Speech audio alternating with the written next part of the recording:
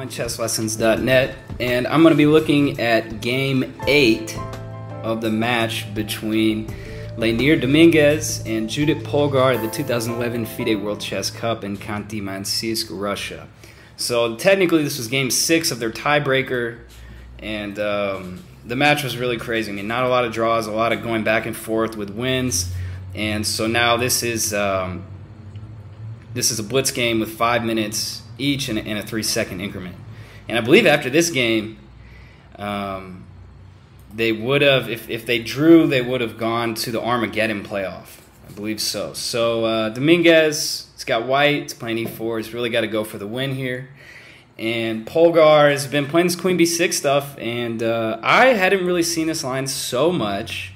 But this, recently I've been seeing it a lot. I mean, Boris Gelfand of note was employing it with very good success at the candidates tournament early this year, notably scoring a huge win against Gada Kamsky.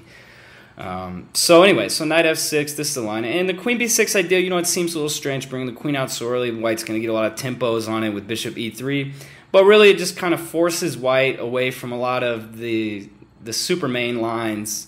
The super main, right, against the Sicilian, notably, say, bishop c4 and bishop g5 lines.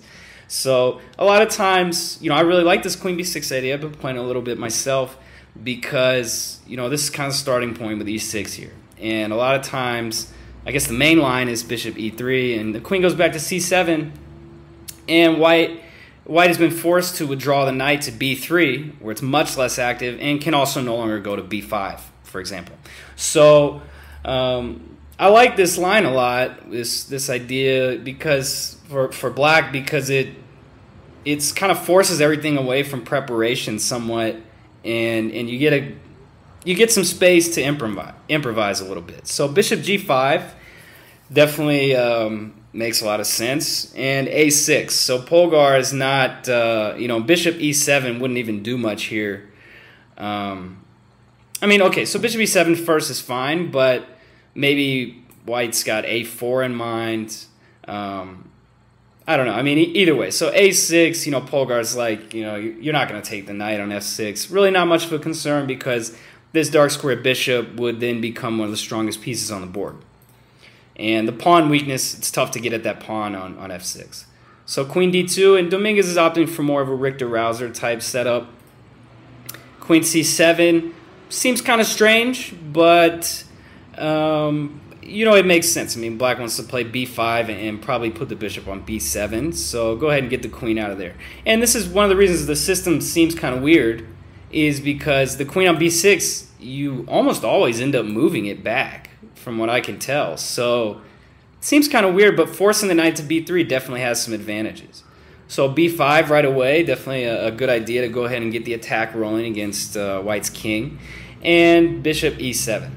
So finally, getting the bishop to go ahead and castle. King b1, nice prophylactic move. Get the king off the c file. And g4. So Dominguez's plan, it's like Polgar just about refuted it in this little blitz game here. Dominguez had to know there's a very good chance he was going to face this opening. I mean, Polgar's definitely prepared it well for this tournament. She's been employing it a good bit. So I don't know what happened. Dominguez's preparation, it seemed a little lacking with this plan. Seemed a little slow. Maybe the whole problem started with f3.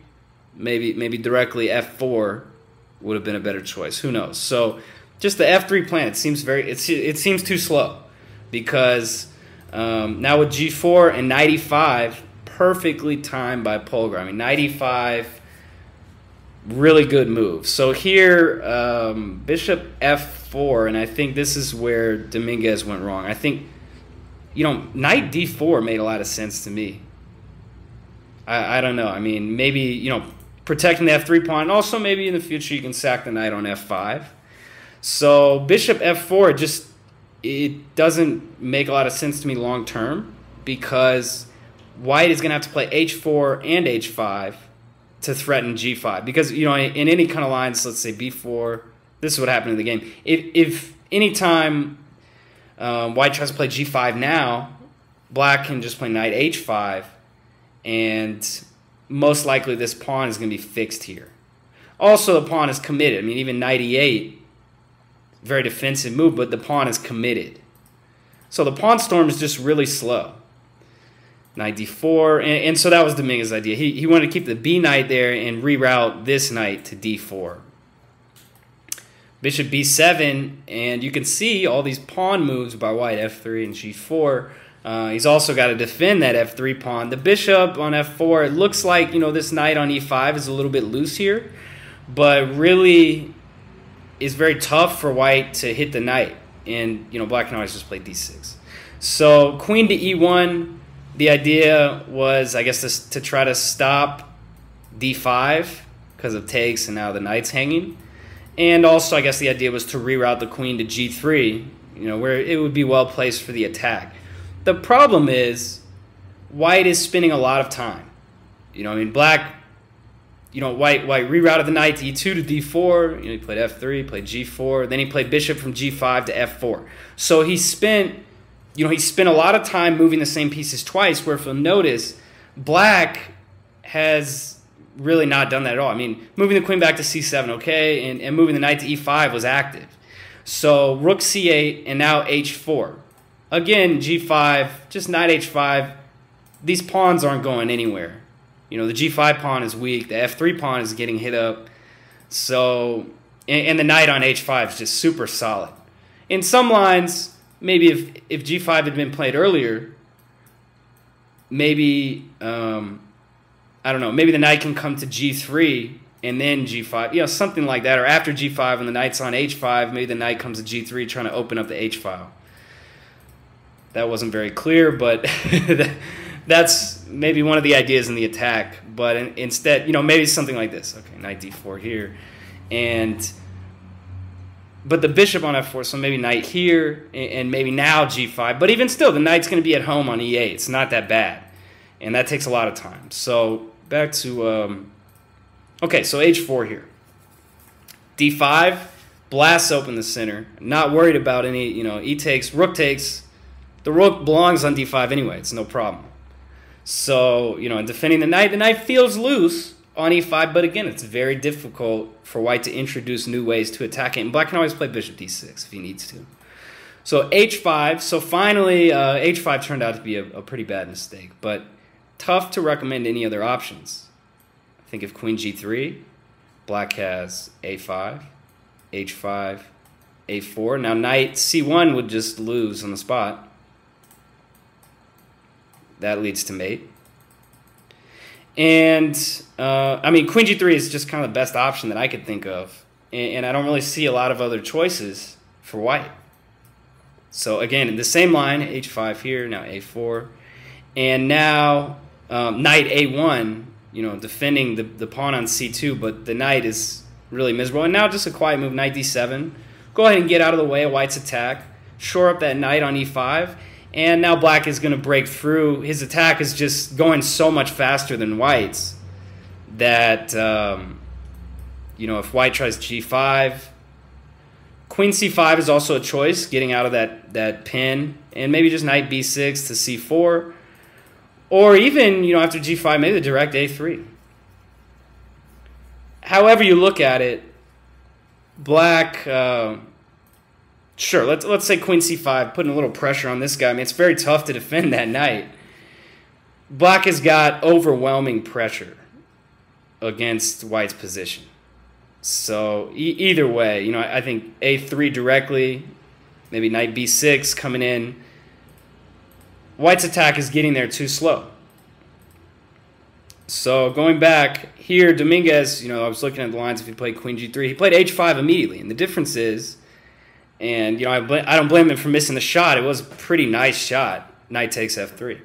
And the obvious, you know, refutation of knight takes is just queen takes. And now rook takes d1. That's all she wrote. So knight takes f3. Polgar played that, what, I think it was in 20 seconds or something. So she was setting this up for sure. And, I mean, you can tell. I mean...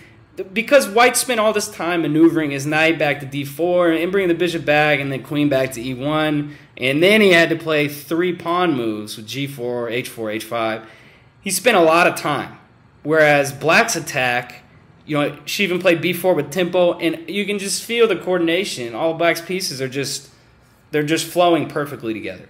So knight takes f3, it's like a logical conclusion to a build-up to, you know, to some combination hanging in the air. So this is a pretty nice one. So in the game, Dominguez tried queen g3, which seemed to work pretty bad. So another choice here, you know, we looked at knight takes f3, just is going to crash through. The queen takes c2.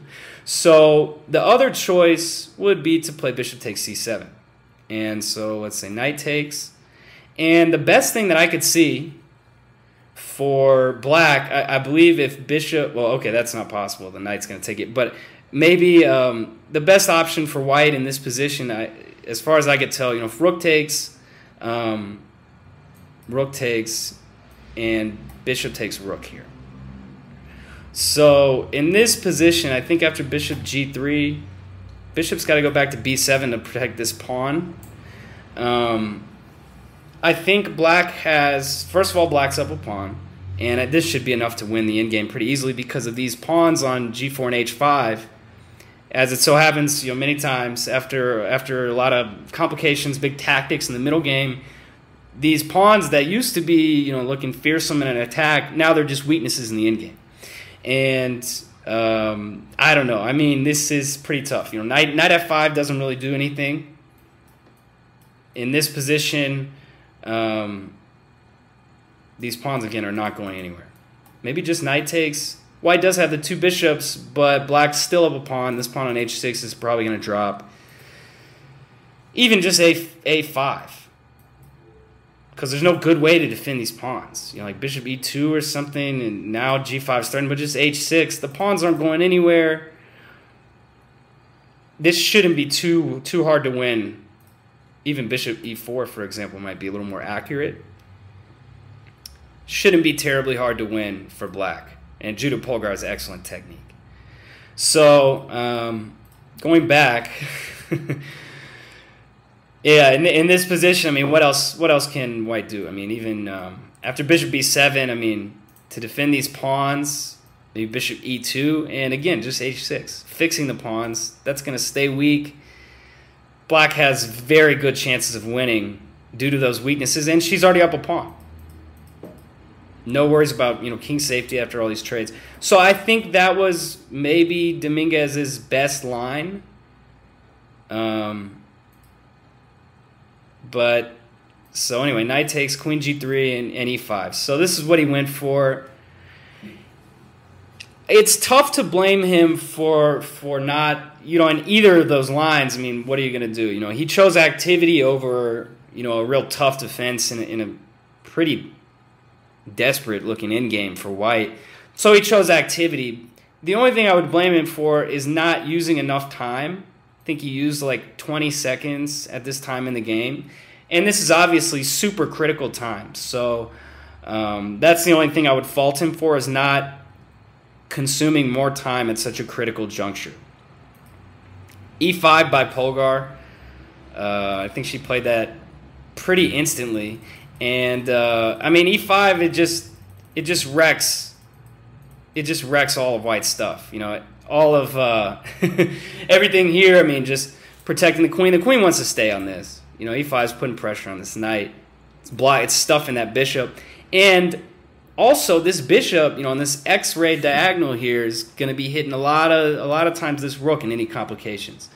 So here, Dominguez tried bishop g2.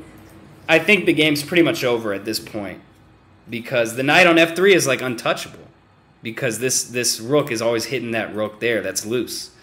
So you can see, you know, this bishop not being developed and the real total lack of coordination in white's pieces, that's what really makes this combination possible. So e5, tried bishop g2, taking f4, the simple solution. I mean, in any kind of endgame, if black for some reason isn't able to win through these complications, taking the bishop, I mean, it just makes sense, because this is impossible. And this knight here, you know, hits the queen. And so now, you know, if queen f2, black's just up a piece. So that's really not an option. So yeah, I mean, it just makes sense. Hit the queen, and after queen takes, just rook takes d4, and black is winning a lot of material. There's no way about it. I mean, she's already up a pawn. And, you know, rook takes d4, just completely logical. And what else can white do? So he tried taking the rook. You know, obviously this kind of stuff, this leads to mate right away. That's going to be it. So Dominguez tried knight takes, trying to defend the c2 pawn. But here, I mean, black's up a pawn and a queen for a rook. So that's should be sufficient for, you know, to convert. Polgar does have about a minute, though, so, you know, the time is really down here. But the 3-second increment really helps.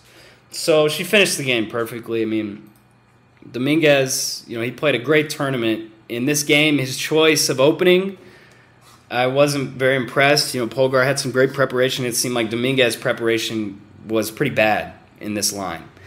So maybe the early 95 threw him off. So bishop f6, and Polgar just mops it up. Knight c6, it's a nice little bit of activity. Knight e5, just trade it off. And a nice, you know, go ahead, and it's a good time to pick up the c2 pawn. So what really distinguishes great players is when they finish the game perfectly. You know, that's Kasparov was infamous for that. His killer instinct. You know, I mean, bishop takes and maybe white's, you know, the opposite color bishops. It's just going to take longer for black to win and more chances to mess up. So queen takes, much more accurate. Bishop takes, and now this gets mated on the back rank. So the bishop's immune. Tried rook b1, f6, short up. Queen d2, and bishop f5 just lost to bishop takes b2. Very accurate conversion by Judit. And yeah, I mean, this is totally over.